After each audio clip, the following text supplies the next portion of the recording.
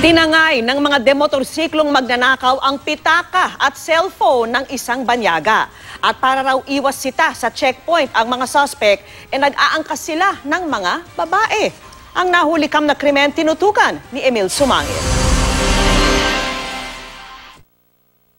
Pasado alas 4 ng madaling araw nang unang makunan ang biktimang turista habang naglalakad sa Malate, Maynila, hawak ang kanyang cellphone. Papauwi na raw ang dalaga nang madaanan siya ng dalawang sakay ng isang motorsiklo. Nagmenor ang motorsiklo at bumuelta. Nagpatay ng headlight saka sinunda ng dalaga. Pagsapit sa area ng Rizal Coliseum, dalawa pang individual na sakay din ng isa pang motorsiklo ang dumating.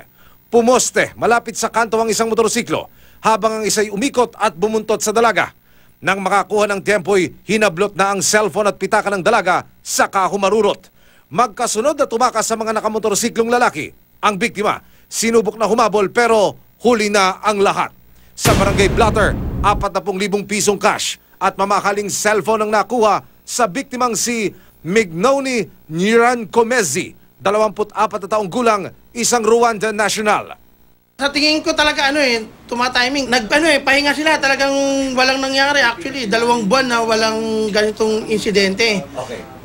Nakakuha sila ng pagkakataon nga sa kasamang palad nung araw na yan. So walang checkpoint. Ayon sa barangay, nag-iba ng estilo ang masasamang loob. Yung dalawang riding in tandem, parehas may sakay na babae.